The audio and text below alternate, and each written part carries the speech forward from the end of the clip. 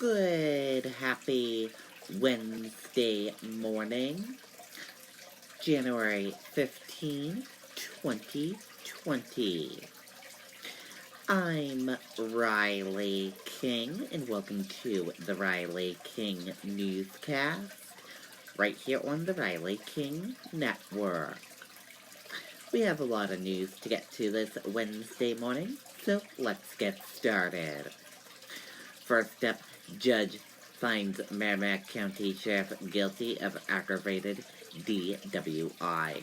Scott Hilliard to serve 5 days in Belknap County House of Corrections. Let's take a listen to that video from WMUR News 9, Jessica Moran.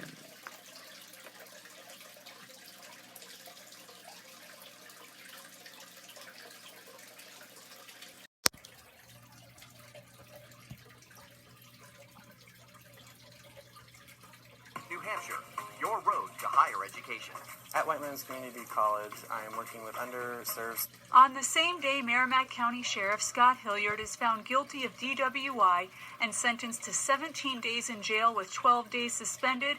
The Merrimack County Commissioners say they can't do anything about his job status. The commissioners aren't in a position to have any authority over an elected official. You don't know if there's any way you can try to remove him from office. I know that the commissioners don't have authority to remove him from office. Do you think he should keep his job? I don't have an opinion about that. In a joint statement, the commissioners say the decision is to be made by the sheriff and the voters in the next county election.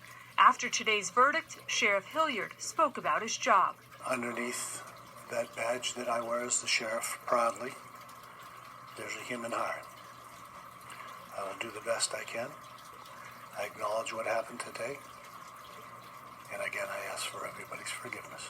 In addition to serving 5 days at Belknap County House of Corrections, he will lose his driver's license for 18 months, and an alcohol interlock system will be in his vehicle for 24 months. What happens when he's actually incarcerated as far as his job is concerned, or he is going to lose his driver's license for a significant amount of time as well? I assume that he's going to try to do his job. I can't tell you what happens when there are obstacles to that job. And Hilliard is also expected to pay a $500 fine for transporting alcohol. He is expected to begin his sentence on February 14th. In Concord, Jessica Moran, WMUR News 9. Okay, and there you go on that video and that report.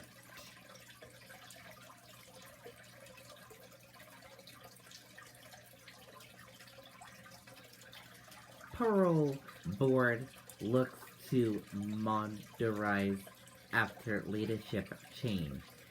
Bigger budget. Audit finds little improvement in 26 years. Let's take a listen to that video from WMUR News 9, Amy Cavino.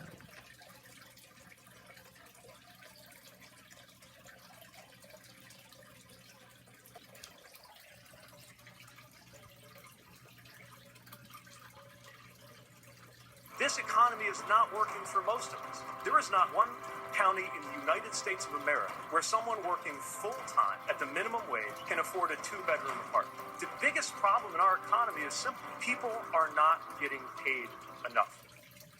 We're kind of ushering in a new era with the parole board. And that's exactly what the public wants. It's a leadership change. The longest-serving parole board member, Donna Sitek, removed as chair of the board, replaced by a former district court judge, Jennifer Sargent. I think it's going to be a seamless transition. I think that everything that the audit pointed out and that Donna and the rest of the group have done to make the parole board more current is going to continue. Sargent's appointment brings the board to 6 members. A full board has 9. Operations are, by any measure, antiquated. We are in the office area for the parole board. This is where their support staff that the Department of Corrections administratively provides for the board. File cabinets wind through the cramped office in a maze. Everything is still done with paper, lots of paper. The parole board holds about 2,000 hearings a year. This is our very, very busy copy machine. that does everything else for us. We have a typewriter too. Do you want to get that? We use this every day. In 2018, the Office of the Legislative Budget Assistant audited the parole board. It's the first audit since 1992. 26 years later, not much has changed. And critics, including the governor himself, say that has led to grave results at times. Unfortunately, there have been some cases where, from an outside perspective, and even from my perspective, you go back and you look, boy, how is this person being let out? Damian Cease appeared numerous times before the parole board for probation violations that included allegations of increasing violence and threats against his girlfriend, Jennifer Burpee. Last year, Cease was on parole when he allegedly bludgeoned Burpee to death in her own apartment. The headline that every parole board member dreads is one of your parolees going out and committing another serious crime. The board declined to comment on specific cases, but says for most parolees, a 2 out of 3 consensus is reached. Most of the time, I think that we're going to be right. Sometimes we're not. And that's the way this thing is because it's not black and white. Members Francis and Brandt are present. This is number 7.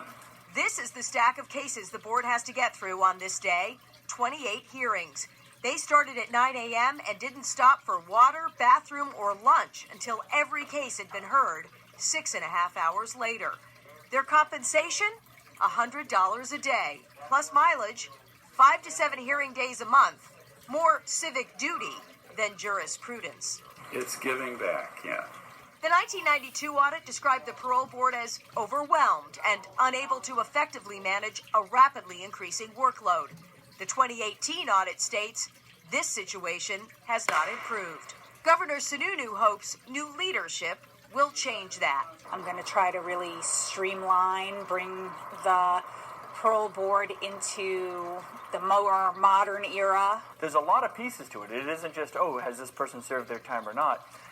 When you add all those things up, then you got to figure out, are they really safe to re-enter society? A 26% budget increase was passed in the last budget. This year, the agency has more than $574,000 to help hire more staff and improve technology.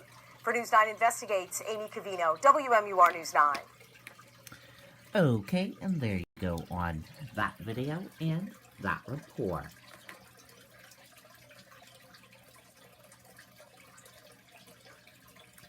Security concerns force changes for peas greeters. Arrivals can no longer be shared on social media. Let's take a listen to that video from WMUR News 9, Jennifer Crofton.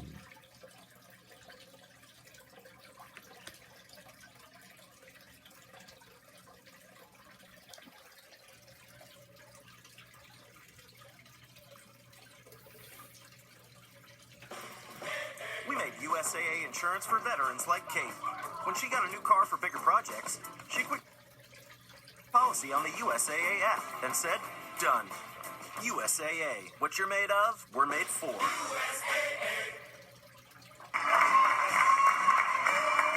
More than 1,500 Department of Defense flights for service men, women, and contractors have come through Pease since 2005. And to make them feel welcomed and appreciated, at times hundreds of Pease greeters from near and far. But global threats against U.S. troops are changing things effective immediately. Just due to geopolitical issues in the world, we've recognized some security issues at other bases, other airports around the nation and the world, and we really want to look and make sure that we're doing our greets in a safe and efficient manner. Paramount is the safety of the troops and DoD and contractors that come through Pease. Among the changes, notice about the flights, information that will no longer be on a hotline or shared on social media, so it could be just a core group of local greeters able to get there. There won't be ceremonies or tables set up with food and gifts to limit the assembly of troops in any one area. The airport and Pease greeters working closely together. We'll continue to provide that comfort to the soldier coming through the terminal, but we'll do it in more of an organized fashion. We've always evolved, and that's what we're doing. We're here. We're not going anywhere. You know, when Pease greeters started, there weren't even commercial flights here yet. The airport director says balancing those FAA flights and the Department of Defense flights, especially when they overlap, has been a challenge, and it's meant some inevitable change that will continue. There's a 10,000 square foot expansion ongoing here. We're live at Portsmouth. Jennifer Crompton, WMUR News 9. Okay, and there you go on that video and that report.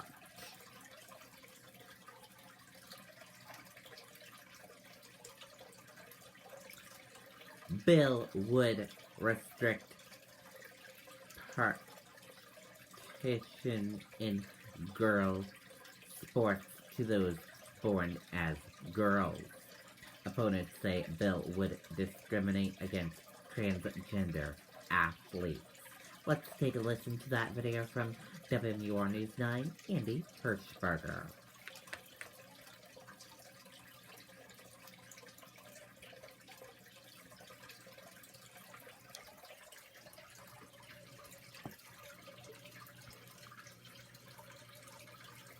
This economy is not working for most of us. There is not one county in the United States of America where someone working full-time at the minimum wage can afford a two-bedroom apartment. The biggest problem in our economy is simple. People are not getting paid enough. Supporters of House Bill 1251 say its intent is simple: to keep a level playing field for both boys and girls sports. My bill is about one thing: saving women's sports. My bill is designed to protect hard-striving female athletes from possibly losing a place on a podium, setting records, and getting athletic scholarships. But many at a packed hearing room today saw this proposal to allow only biological girls to play on girls' teams as discriminatory against youth who identify as transgender. And it seems self-evident to me that all students, trans and non, should be allowed to participate in the sports teams or in the sports enterprises that align with their gender identities. Sarah Huckman was a transgender athlete who participated in women's sports throughout high school. It's very degrading to me and my community. We've worked so hard in the past to get rights for transgender athletes and transgender people, but this bill is just going to reel it all back in. But bill supporters say scholastic sports have boys and girls teams to make sure competition is fair and that no one is being excluded from competing on a team. Athletics are objectively divided based on biological sex, not based on gender identity. A representative from the Attorney General's office also testified today about some legal concerns with the bill, saying it opens the door for harassment or bullying and that it applies only to girls' sports and not boys. Putting live, I'm Andy Hirschberger, WMUR News 9. Okay, and there you go on that video and that report.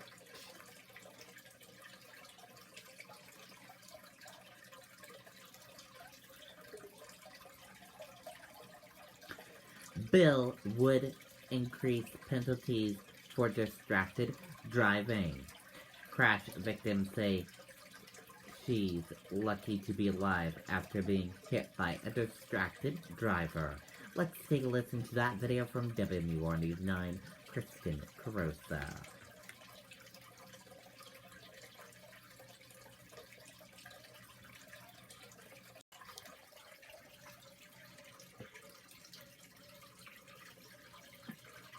To brainstorm, to innovate, to create. White Walls from Magnatag. Lisa Bodwin was in that accident back in December of 2018, and today she says she is lucky to be alive. She went through 8 life-saving surgeries and just learned to walk this past September. After 9 months of recovery, Lisa went to Senator Shannon Chandley, who wrote Senate Bill 436. It creates enhanced penalties for people who cause a car accident that results in injury or death while they're using an electronic device. Lisa says the distracted driver who struck her was convicted of vehicular assault and spent 60 days in jail. She believes there needs to be stricter penalties for these types of accidents. It simply says that when you violate safety standards that we know to be necessary and your behavior results in an accident, the penalty should be significant. families in the future who undergo this kind of serious disruption to their life will have an opportunity to feel like the person was actually held to account. Now, we are told the bill is in its early stages, and right now it is being reviewed by a committee. We're live in Manchester tonight. Kristen Carosa, WMUR, News 9. Okay, and there you go on that video and that report.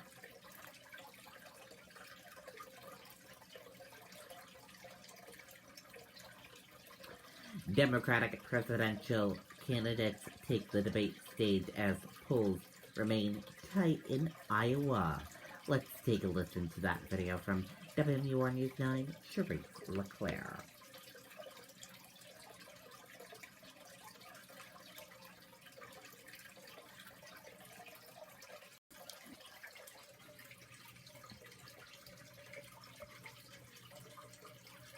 This economy is not working for most of us. There is not one county in the United States of America where someone working full-time at the minimum wage can afford a two-bedroom apartment. The biggest problem in our economy is simple. People are not getting paid enough. One of the more contentious issues, recent reports Elizabeth Warren claimed Bernie Sanders told her that he doesn't believe a woman can win the White House, something Sanders says isn't true. Anybody knows me, knows that it's incomprehensible that I would think that a woman could not be president of the United States. Warren responding, look at the men on this stage. Collectively, they have lost 10 elections. The only people on this stage who have won every single election that they've been in are the women. Sanders also calling out Joe Biden for voting to go to war in Iraq. Biden said he worked to right that. I was asked to bring 156,000 troops home from that war, which I did. I led that effort. It was a mistake to trust that they weren't going to go to war. Veteran Pete Buttigieg weighed in on whether troops should come home from the Middle East. We can continue to remain engaged without having an endless commitment of ground troops. But what's going on right now is the president's actually sending more. Amy Klobuchar pointing out the differences between her and more progressive candidates on health care. Over 2/3 of the Democrats in the U.S. Senate are not on the bill that you and Senator Warren are on.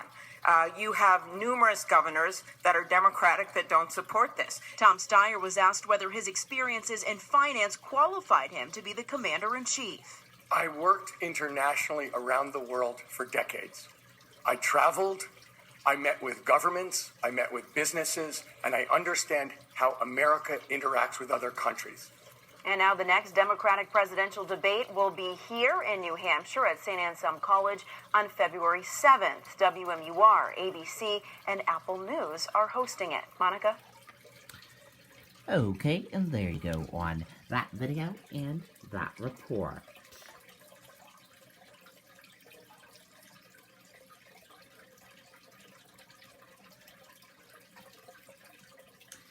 U.S. features point to a lower open ahead of U.S.-China deal signing.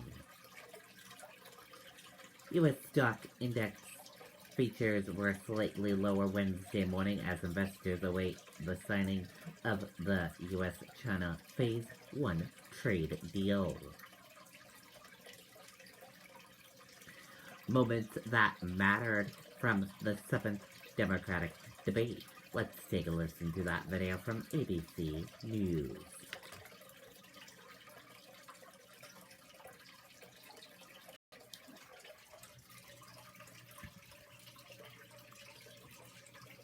Tuesday in Iowa, the 7th Democratic presidential debate had high stakes, but the shrunken crowd of only 6 candidates not necessarily leading to more aggressive sparring. Joe and I have a fundamental disagreement here, in case you haven't noticed.